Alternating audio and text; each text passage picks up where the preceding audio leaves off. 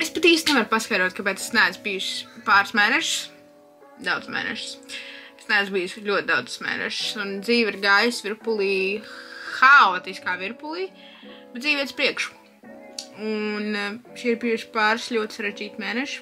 Ļoti pārpildīti ar visu kaut ko, sākot ar medicīnas studijām, beidzot ar darbu, hobijiem, sirdsāpēm, izjukušām un jaunām draudzībām, ģimenes problēmām un tā tālāk. Tad ir bijis ļoti daudz visu kaut kas. Un tas viss atstāja ļoti lielu robu uz veselību, mentālo veselību arī. Un es to novēroju tajā momentā, kad man ļoti pasliktinājās veselības stāvoklis un nonāca līdz tādam līmenim, ka bija nepieciešama steidzama operācija. Tāpēc es šobrīd atrodos mājās jau 2. nedēļu pēc operācijas, tāpēc es arī runāju nedaudz dīvaini. Es ceru, ka jūs man to piedosiet, bet tajā momentā es apzinājos to, ka man, tā teikt, visums ir uzlicis lielu stop zīmi, kuru es nevēlējos akceptēt pirms tam, jo nebija tā, ka tas bija kaut kas pēkšņi, kaut kas negaidīt, kaut kas jauns. Tas bija kaut kas, ko es visu laiku zināju, bet es īsti to neredzēju. Un cerēju, ka tas, ka man vēl ir laiks, man vēl jāpaspēj tas šitais. Un rezultātā es to nevaru redzēt tik ātri, cik es varētu izdarīt. Un nolaidu to līdz tādam diezgan skumīgam stāvoklim. Bet es ceru, ka tas atrisināsies tuvākajā laikā un ka dzīve paliks skaistāka. Jā, starp citu runājot prom no operāciju, es pēdējās gandrīz vai 3 nedēļas. Tas ir sāpīgi, jūs nevarat iedomāties. Pēdējās 3 nedēļas es pavadu uz bebīšu pārtikas. Es nekad mūžā neesmu tādu lietojusi, okay? Pat bērnībā, kad mamma sāstinē, bet tas ir vienīgais, ko es drīkstu ēst. Tāpēc, vismaz meklēsim pozitīvas lietas, svaru zaudēšana, kas tik vēl nav, ne? Bet, jā, kā jau minēju, tieši šī iemesla dēļ manai dzīvē uzlikt liela stopzīme pēc tāda izlikšanas perioda. Un es tā nonācu pēc secinājuma, ka varbūt ir laiks parādīt, kā tieši es atslēdzos no visa, jo it īpaši šajā pēdējā nedēļā, kad es saprotu, ka man drīz ir jāatgriežas atpakaļ mācībās, kas man sākās februāra sākumā, man drīz ir jāatgriežas atpakaļ pie darbiem, darbā kā tādā, strādāju slimnīcā, pie saviem hobijiem, sporta veidiem, boks, šaušana, sporta zāle, dziedāšana, mūzika, ieraksts, studija, idejas, viss kaut kas ir iesākts, pie tā viss ir jāatgriežās. Un šobrīd es apzinos to, ka man ir, lai gan man ar veselību paliek arvien labāk un labāk, protams, es nejūtos 100%, bet lēnām pakāpienam mēs tur tiecamies. Es saprotu, ka man ir jāpaspēj uzņemties spēki, lai es varētu atsākt visu. Jā, mincīti. Jā. Man pārstarunā. Bet es saprotu to, ka man ir jāatjauno sevi, jāatjauno savi spēki. Un tāpēc es domāju, ka jums arī varbūt kaut kādas domas vai idejas, ko jūs ieraudzīsiet šajā video, jums noderēs nākotnē pašam sev, jo palīdzēt sev un pavadīt laiku ar sevi, un tas ir tieši tas, uz ko es fokusējos šobrīd, jo lai gan man ir ļoti tuvi draugi, ar kuriem es ir brīnišķīgi pavadīt laiku, man ir arī labi ģimenes locekļi, ar kuriem es varu cieši pavadīt laiku, tas vajadzīgs tīpaši ar brāli, ar mammu, tēti, kaķiem, omi un tā tālāk, bet tieši tas fokus uz sevi, tas kaut kādas aktivitātes, ko varbūt ikdienā mēs palaižam garām, nepiedomājam, ka tas ir svarīgi.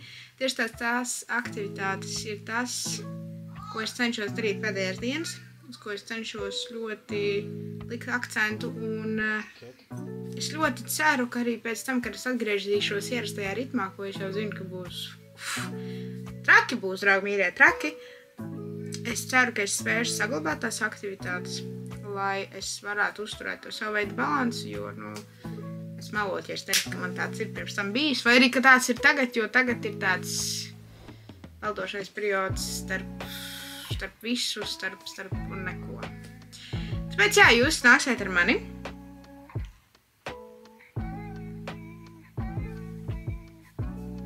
Jums īsti nav variantu. Lūk, man skaistā brīnišķīgā pelēkā gulta.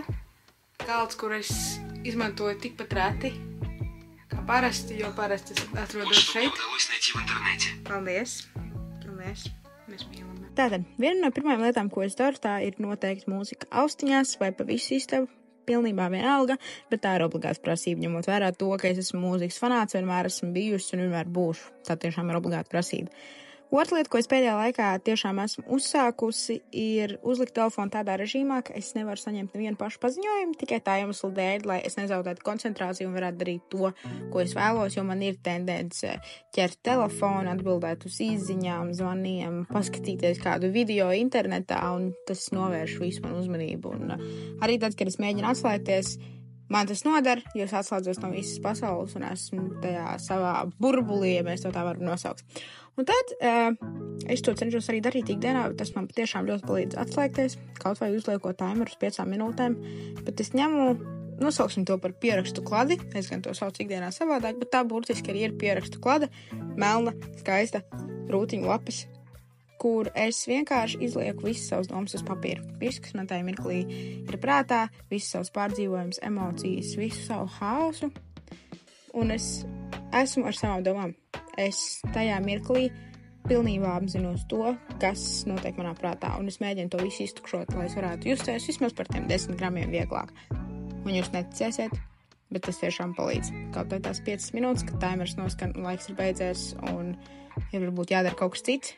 Tas ir tas, kas man palīdz atcerēties un padomāt par skaistu dzīvi. Bet tāpat viena no ļoti svarīgām detaļām manā ikdienā un vispār tādās dienās, kad ir vērts atslēgties, ir vienkārši laiks ne tikai ar sevi, bet arī ar tiem, kas man ir tuvi.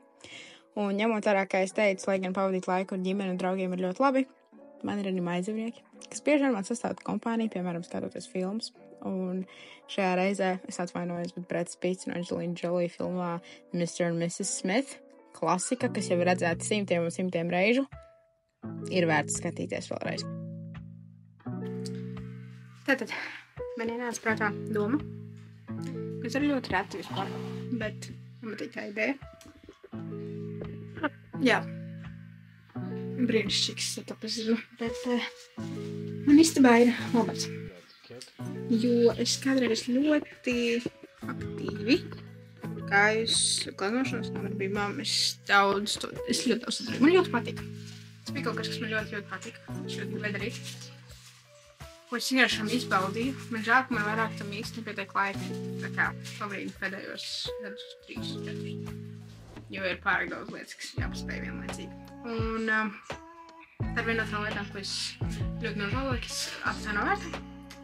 Man mājās ir moberts. Un reizēm, kad uznāk kāda karstāvoklis, ļoti gribās. Cenšos kaut ko darīt. Es ļoti gribu, varbūt iesākt mājās arī nodarboties ar kaut kādu eļas krāsām. Es gribu dabūt karnus audekļus un mēģināt kaut ko tam līdzīgi, jo tas arī ir kaut kas man ļoti patīk. Bet es visu laiku par to domāju, bet es neesmu saņēmusies. Tāpēc es parasti samierinos vai ar zīmuli, jo man ļoti patīk skicēt. Vai arī ar krītiņiem. Kādreiz glaznošanā. Un tad ķēpēties un ņemties, un tas ir kaut kas man joprojām patīk. Bet es beigšu daudz runāt. Ideja tāda, ka es ieslēgšu ļoti nesen, kad es sāku klausīties dažādus gudrus, motivējošus, mentāli, emocionāli, fiziski visādos veidos motivējošus podkastus, jeb kā es saku, podraides. Apple podcasts labāk aplikācija manā dzīvē. Es domāju, ka es uzlikšu kādu no tiem podkastiem. Pēdējo epizodu, ko es nesen sāku. Iesāku Tim Ferriss show.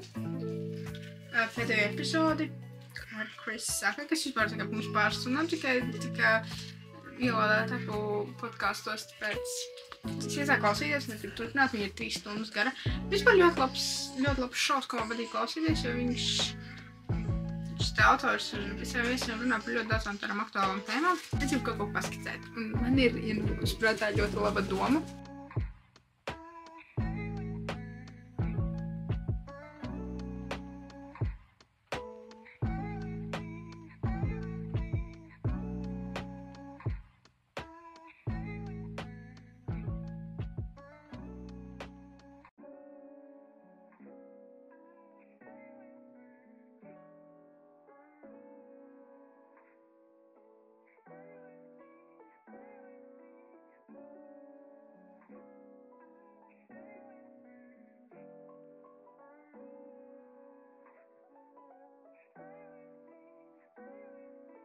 reizēm varbūt ir jāpasaka paldies tai stop zīmei.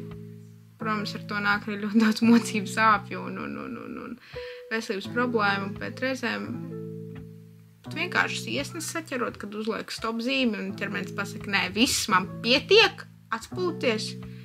Tas ir tik ļoti nepieciešami un tas ir kā laiks, lai vienkārši pavadīt ar sevi un atpūstos un pievērst uzmanību sev. Tas ir vajadzīgi. Arī cik ļoti negribētos piekrist, tīpaši perfekcionistiem kā man, bet nekas, ar laiku te visa pierod.